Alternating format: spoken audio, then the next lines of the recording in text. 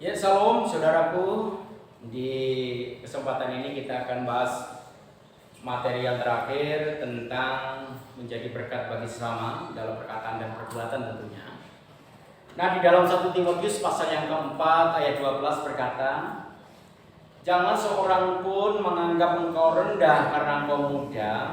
Jadilah teladan bagi orang-orang percaya dalam perkataanmu, dalam tingkah lakumu, dalam kasihmu, dalam kesetiaanmu, dan dalam kesetiaanmu."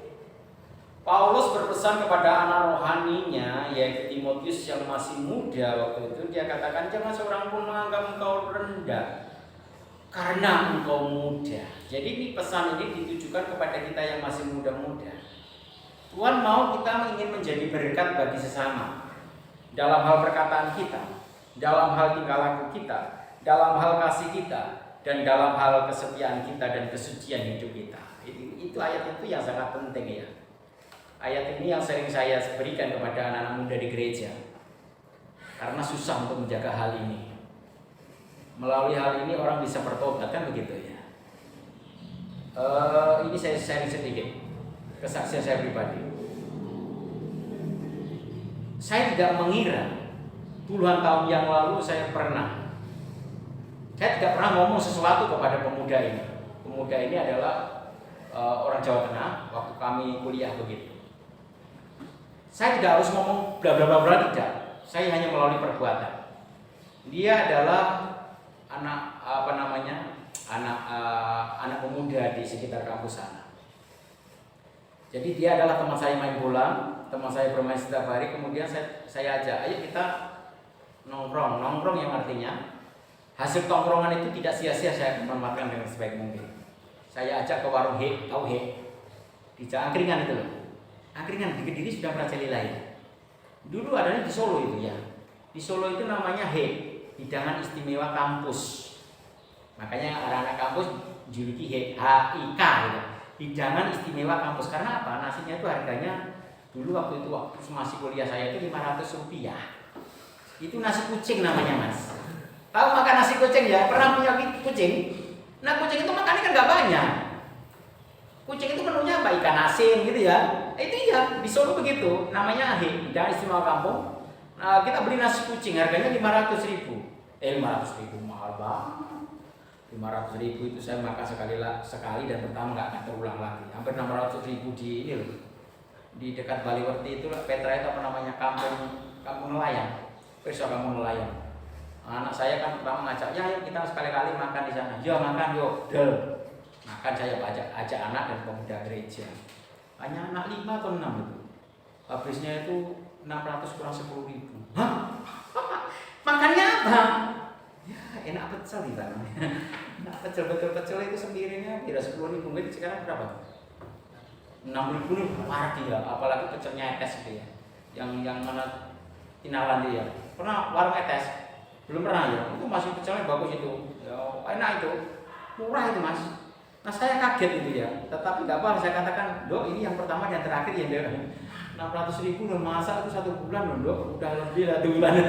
Wow sekali-kali ya nggak apa-apa sekali-kali boleh lah. Tapi nggak boleh sering-sering begitu. Nah jadi dalam hal ini anak muda yang dikasih oleh Tuhan mengajarkan kepada kita bagaimana kita bisa menjaga kehidupan kita untuk jadi berkat. Nah, seorang pemuda ini saya ajak makan, ya. Saya ajak makan di nasi kucing itu. Jadi setiap jam kosong bilang, mas, nganggur mas, yuk kita makan.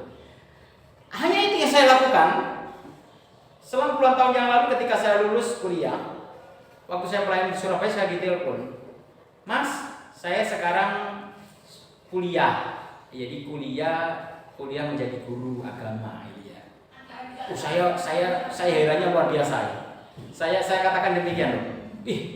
Enggak saya sangka ternyata dia mau sekolah Alkitab begitu ya. Jadi sekolah hamba Tuhan jadi dia akhirnya ngajak waktu itu dia telepon terakhir saya pelayanan di Malang. Mas gua mampir waktu itu saya nggak sempat mampir. Dan sekarang dia kembali lagi di Yang mau ke Magetan apa namanya? Yang mau ke Sarangan itu loh. Karanganyar itu Sarangan ini apa namanya Pak? Sesudah sekarang Sarangan apa? Tawangmangu. Dia memang asli Tawangmangu. Kemarin waktu saya di kampus, kamu ada di mana ini? Aku sekarang di kampung Mas, di Tawangmangu. Jadi bantu klien di sana. Nah, jadi saya melakukan ini bukan karena saya melakukan berkata-kata atau menginjili, tidak. Saya melalui perbuatan, perkataan yang membuat mereka sehingga bertobat. Luar biasa ya. Nah, jika ada seorang menganggap dirimu beribadah tetapi tidak mengekang lidahnya, ia menipu dirinya sendiri, maka sia-sialah ibadahnya. Ibadah yang murni dan yang tak bercacat di hadapan Allah bahwa kita ialah mengunjungi yatim piatu dan janda-janda dalam kesusahan mereka dan menjaga supaya diri kita sebagai sendiri tidak dicemarkan oleh dunia. Yakobus pasal 1 ayat 26 sampai 27. Hukum kekristenan adalah berbicara tentang kasih. Orang yang percaya kepada Kristus harus mengasihi siapapun orang yang ada di sekitar kita. Ya. Berbagi itu penting, lebih baik memberi daripada menerima. Nah, kita semua tentu pernah mengucapkan sesuatu yang kemudian kita sesali. Mungkin kita pernah keliru berbicara di depan banyak orang atau mengucapkan sesuatu yang menyakiti seseorang. Mungkin teman kita, mungkin saudara kita yang kita kasihi. Mungkin kita pernah melontarkan guyonan yang kasar, ungkapan kemarahan dan komentar tanpa pikir panjang di akun media sosial dan sebagainya. Dalam lingkungan yang makin hari makin kurang bersahabat dengan kekristenan, instruksi yang diberikan Yakobus kepada umatnya yaitu untuk mengekang lidahnya. Hati-hati dengan lidahmu. Orang bisa marah, orang bisa membunuh, orang bisa memukul kamu kalau kita tidak bisa mengontrol lidah kita. Hati-hati anak muda. Perkataanmu itu adalah apa namanya? Orang bilang perkataanmu adalah saya lupa dengan istilah seperti begitu. Apa yang kamu ucapkan itu akan memiliki dampak dalam dirimu. Coba kamu ada orang lewat begitu, terus kamu kata-katai orang lewat naik motor itu, apa ya? Pasti orang itu akan berhenti memukul kamu, kan itu ya. Jadi hati-hati. Yakobus dengan jelas hati-hati gunakan anggota tubuhmu itu, terutama untuk lidah kamu, ya. Karena apa, saudaraku yang dikasihi oleh Tuhan? Yakobus yakin dan percaya ketika kita tidak bisa mengekang lidah kita, menjaga lidah kita, di ayat yang ke-26 ini, itu sangat berbahaya dampaknya dalam hidup kita. Makanya sangat penting bagi kita untuk menyatakan kasih Kristus dalam cara hal ini berbicara kepada orang lain termasuk dalam media sosial. Hati-hati anak-anak muda dalam media sosial menggunakan ini ya. Janganlah hanya asal share nanti nggak tahu kebenarannya. Itu akan berdampak fatal sekali. Sekarang ada polisi ya, apa polisi namanya itu Mbak? Kalian yang mahasiswa di bawah gitu ya. Yang si berapa itu namanya, jadi tahu kata-kata yang ini fitnah dan sebagainya itu akan kamu tulis di dalam media sosial itu bahaya ya. Hati-hati dengan hal itu. Yakobus berkata lebih lanjut bahwa jika kita menganggap diri kita beribadah, mungkin kita rajin ke gereja, berdoa, berpuasa, melayani, tetapi kita gagal untuk mengendalikan perkataan kita. Sebenarnya kita sedang menipu diri kita sendiri. Maka ibadah kita itu sia-sia. Ibadah yang dianggap Tuhan murni dan tak bercacat melibatkan perkataan maupun perbuatan kita. Itu ibadah yang murni. Dalam ayat 27 memberitahukan kepada kita selain untuk mengekang lidah, kita juga harus memperhatikan para yatim piatu dan janda-janda serta menjaga agar kita tidak sendiri tidak dicemarkan oleh dunia. Saudaraku, kalau kamu menolong orang, nggak usah melihat latar belakang mereka. Perhatikan baik-baik. Saya berbicara selaku pembina agama Kristen di SMP 4 dan sekaligus selaku hamba Allah. Kalau kita mau membantu menolong orang lain, mengasihi orang lain, jangan melihat latar belakangnya. Aku gak mau, kamu orangnya jahat dan sebagainya. Ya. Nah, kita perlu memperhatikan orang-orang yang kesusahan yang ada di sekitar kita. Kami keluarga itu punya satu program. Program itu berjalan. Itu menyisihkan berkat untuk janda-janda. Waktu kami awal itu waktu kami tinggal di Surabaya. Anak saya ajari untuk menyisihkan berkat itu. Ketika di bulan Desember saya akan bagikan berkat itu kepada janda-janda yang merasa janda. Lah jandanya piye Pak? Enggak.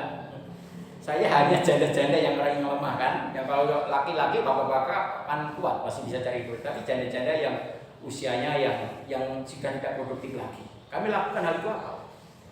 Kami ingin menolong dia. Ya. Jadi di gereja kami pun juga demikian. Gereja kami sampaikan ada pelayan diakonia itu penting. Memperhatikan orang-orang yang ada di sekitar itu penting. Di bulan-bulan Syawal, Idul Fitri, kami dari gereja itu mengusahakan untuk memberikan sesuatu kepada tetangga kanan kiri. Ini penting karena apa? Sebagai ucapan selamat dari Raya Idul Fitri. Ini bukti supaya apa? Keberadaan kita diterima di tengah-tengah masyarakat yang ada. Coba kalau kita nggak peduli, terus noreket sama mereka, keberadaan kita tidak akan dijaga oleh mereka kan. Nah, saudaraku, jadi kita dipanggil untuk memperhatikan. Kita dipanggil itu untuk melayani siapa? Orang-orang yang membutuhkan. Tidak hanya kerabat, tidak hanya teman kita, tetapi kaitannya luas, ya, universal, menyeluruh, siapapun. Kita dipanggil untuk memperhatikan dan melayani mereka yang butuh pertolongan kita. Seandainya kamu ketika di jalan, anak muda saya akan nasihati. Ketika kamu di jalan ketemu orang kecelakaan, sudilah kiranya kamu berhenti sebentar untuk menolong mereka. Itu saya berikan kepada kalian karena berdasarkan pengalaman. Saya merasa berdosa ketika saya melihat orang yang kecelakaan saya tidak menolongnya. Jadi selama itu ada ketika ada orang kecelakaan, saya langsung berhenti seketika dan saya berusaha untuk menolong dia.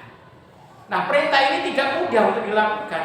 Namun ketika kita mengendalikan lidah kita, memperhatikan kaum yang terpinggirkan, menjaga sikap dan perilaku kita dari kecemaran, dunia akan melihatnya dan terheran-heran mengapa orang-orang Kristen demikian. Kita pun akan mendapat kesempatan untuk membagikan kebaikan itu kepada orang lain, pada keluarga kita. Apa yang dimaksud dengan berkat bagi sesama itu? Berkat adalah memasukkan sesuatu yang dengan kekudusan, kehendak ilahi atau harapan seseorang. Mereka juga membuat berkat untuk memulai pelayanan ilahi dalam kehidupan. Nah, apa yang perlu kita bagikan kepada mereka? Bagikanlah renungan, firman Allah atau artikel rohani yang membangun. Ya, jangan hal-hal yang lain yang di-sharekan, yang dibagikan kepada teman-temanmu. Terus hati yang memberi sesuai dengan kemampuanmu. Ini yang perlu kita bagikan kepada sesama mereka. Mengucapkan kata-kata yang membangun, bukan makian yang keluar. Ya. Karena apa yang kamu katakan itu yang akan terjadi. Ini sebagai anak Allah. Harus murah hati dimanapun kita saat membantu orang yang susah. Nah, jadi saudaraku yang dikasihi oleh Tuhan, karena itu selama masih ada kesempatan bagi kita, marilah kita berbuat baik kepada lihat semua orang, tetapi terutama kepada kawan-kawan seiman. Galatia 6:10 katakan, semua orang kita harus berbuat baik. Memang perbuatan baik kita tidak menyelamatkan. Yang menyelamatkan adalah kasih karunia daripada Kristus, kita diselamatkan hanya karena anugerah Tuhan. Bukan berdasarkan perbuatan baik kita diselamatkan. Perbuatan baik itu adalah saya katakan kok sulit saya mau mengungkapkan. Perbuatan baik itu adalah simbol kalau kita orang sudah percaya. Harus wong Jawa mengingili ya, apa jenenge Mas, mengingili. Mengikuti. Jadi perbuatan baik itu bukan mengingili jawabnya. Perbuatan baik itu mengikuti kita. Ya, mengikuti kita karena apa? Jelas, karena itu selama masih ada kesempatan bagi kita, marilah kita berbuat baik kepada semua orang. Tetapi terutama kepada saudara-saudara seiman. Jadi orang yang sudah percaya kepada Tuhan pasti harus hidup baik. Itu sudah pasti itu. Kalau tidak berbuat baik berarti dia tidak mengasihi Tuhan. Tidak mengasihi Tuhan, tidak mengasihi sama, dan tidak mengasihi diri sendiri. Alkitab mengatakan bahwa di hari-hari terakhir kasih akan semakin dingin dan luntur. Itu berarti bahwa orang-orang akan sangat sibuk. Mereka akan begitu berfokus pada kebutuhan sendiri. Mereka akan begitu terjebak oleh jalur mereka untuk sukses, bahwa mereka tidak akan mengambil waktu untuk membuat perbedaan. Semua di sekitar kita adalah orang-orang yang membutuhkan kasih dan dukungan kita. Jangan lewatkan kesempatan untuk berbuat baik saat ini. Jangan terlalu sibuk atau tidak peka terhadap kebutuhan orang di sekitar kita. Jadi, jadikanlah dirimu bersedia menjaga, menolong bagi sesama di sekitar kalian. Jadilah sensitif. Jadi sensitif. Kayak HP itu sensitif, ya. Jadilah sensitif dan memperhatikan orang di sekitar saudara, teman saudara, rekan kerja saudara, rekan kampus saudara, keluarga saudara, teman bermain saudara, teman ngopi saudara, teman belajar saudara. Dengarkan apa yang mereka katakan. Kita seharusnya tidak kehilangan kesempatan untuk berbuat baik. Kapanpun situasi, di jalan manapun kita berada, terus lakukan perbuatan baik. Nah, saudara, Dalam Matius 5:16 berkata, demikianlah hendaknya terangmu bercahaya di depan orang, supaya mereka melihat perbuatanmu yang baik dan memuliakan Bapamu yang di sorga. Kita dimotivasi untuk apa? Kita dimotivasi untuk menjalani kehidupan ini dengan penuh tanggung jawab. Karena cara demikian menentukan apakah kita ini hidup menjadi berkat bagi orang lain atau tidak. Ini kita yang akan menentukan. Cara hidup kita sebagai murid Tuhan Yesus menjadi barometer, ukuran, dan juga magnet yang menarik orang lain datang kepada Yesus. Kita harus sadar bahwa semua perilaku, semua tindakan untuk perkataan kita, sebagaimana yang Tuhan Yesus selalu perhatikan oleh orang di luar Yesus. Jadi perkataan, perbuatan, tingkah laku kita selalu disoroti orang lain. Jangan sampai kita menjadi batu sandungan. Jangan sampai orang lain lihat, wong Kristen kok hidupnya seperti begitu. Ya, jangan sampai. Akan tetapi sebaliknya, mereka merasa diberkati. Nah, ada beberapa cara hidup yang menjadi berkat yang harus diperagakan sehingga menjadi kesaksian bagi orang lain. Yang pertama adalah hidup transparan.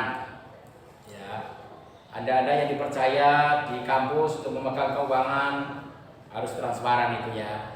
Hidup yang transparan adalah hidup yang dapat dilihat tanpa ada yang ditutup-tutupi, belak-belakan. Aku enak apa ini. Hidup apa adanya yang sesuai dengan kebenaran firman Allah. Tuhan Yesus berkata, hendaklah terangmu bercahaya di depan orang. Artinya perbuatan kita itu baik dan benar serta sesuai dengan apa yang Tuhan Yesus kehendaki. Perbuatan itu benar, perkataan kita benar, tindakan kita itu benar. Bila semua itu kita lakukan dengan baik dan benar, tentu ada dampaknya bagi orang lain di sekitar kita. Sebagaimana dikatakan Yesus, pohon dikenal dari buahnya. Tuhan Yesus dikenal oleh orang lain melalui kehidupannya kita yang ditunjukkan setiap waktu dan yang ada. Jadi kalau kamu ingin mengenal buahnya, kamu lihat pohonnya.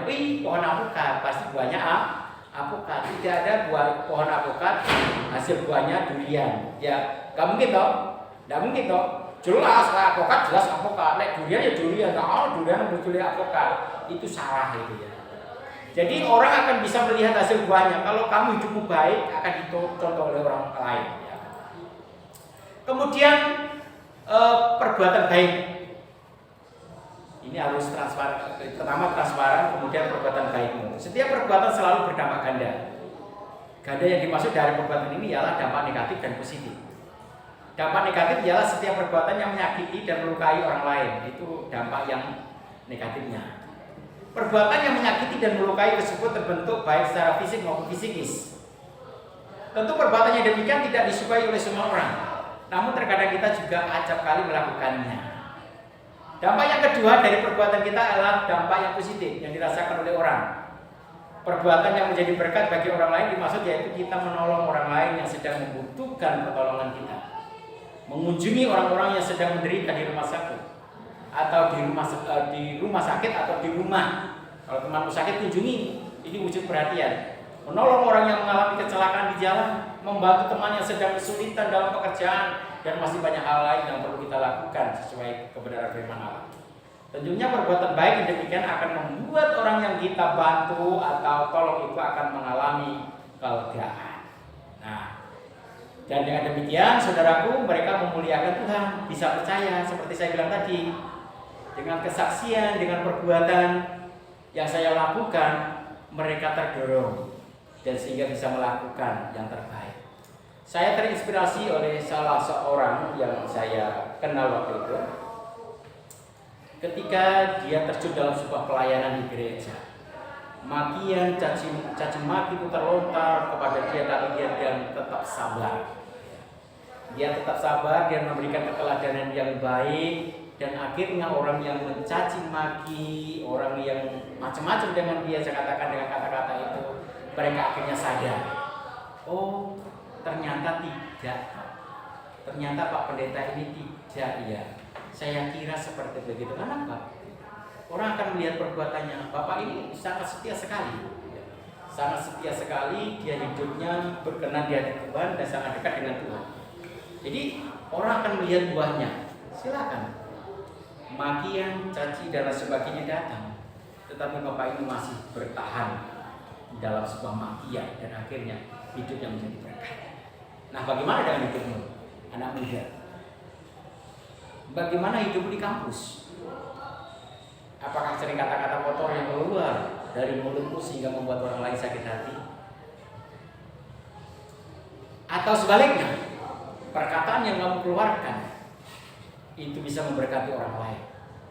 Ya, jadi beberapa kesaksian yang saya sampaikan tadi ini kiranya terinspirasi dalam hidup kita, memotivasi hidup kita bahwa perbuatan, perkataan, tutur kata dan sebagainya, tindak tanduk kita itu sangat berdampak bagi orang lain. Makanya Paulus katakan, jagalah perkataanmu, jagalah tingkah lakumu, jagalah kasihmu, jagalah kesetiaanmu, dan jagalah kesucianmu. Itu yang akan membuat orang lain bisa percaya dan terima Yesus sebagai Tuhan dan Juru Selamat secara pribadi. Nah, anak-anak muda yang saya kasihi di dalam Tuhan, beberapa hal yang sudah saya sampaikan dalam sesi ini kiranya terus bisa memberkati kita semuanya dan kita bisa mengaplikasikan di dalam kehidupan kita hari lepas hari. Saya yakin dan percaya bahwa kalau kita melakukan segala sesuatu yang sesuai dengan kehendak dan rencana Allah, kehidupan kita akan selalu disertai dan diberkati oleh Tuhan. Itu catat baik-baik ya. Saya selaku hamba Allah, saya katakan sekali lagi, menyampaikan hal ini kepada anak muda. Jaga hidupmu, jadilah hidupmu teladan. Seperti iklan itu ya. Iklan itu harus menarik kan? Harus menarik. Kalau nggak menarik, mana mungkin orang bisa percaya dengan itu. Umpamanya kamu punya HP, wow, coba lihat. Orangnya pasti yang menarik-narik, yang cantik-cantik, yang HP ini coba mau ngisi ngomelek promosi begitu. Mungkin orang akan promosinya kayak gitu. Nah, kita itu iklan yang hidup, iklan yang siap dibaca oleh semua orang. Jangan sampai orang melihat, kamu kok anak Allah, tapi hidupmu kok tidak seperti anak Allah. Hidupmu kok suka maki-maki orang, hidupmu kok suka mengata-ngatai orang, naik motornya disalip, kurang ajar, hukum kecelakaan. Itu bukan sifat anak Tuhan. Harus mendoakan. Biasanya anak muda itu darahnya kan kalau disalib itu emosi tinggi ya Mas ya. Tenono ya salib ya. Kurang ajar nyalip ya. Saya pernah hal itu karena saya pernah muda. Salib pas hujan-hujan. Nyalip enggak kenceng begitu Mas. Nyalip terus gak ada di depannya, secara otomatis air hujan itu kan kena kuat begitu toh. Emosi loh waktu itu saya tua. Tapi saya kendalikan Tuhan, kendalikan saya. Enggak ada gunanya. Malah rugi sendiri saya ya. Itu saja yang bisa saya sampaikan di sesi ini. Saya berdoa dan saya tetap memotivasi kalian semuanya tetap semangat, yakin bahwa ketika kita melakukan yang benar di hadapan Tuhan, Tuhan sudah memperhitungkan hal itu ya. Ingat baik-baik dalam Roma 8 ayat 28. Tuhan akan ikut campur tangan untuk mendatangkan kebaikan bagi saya dan saudara. Terima kasih, sampai jumpa. Tuhan memberkati kalian. Shalom.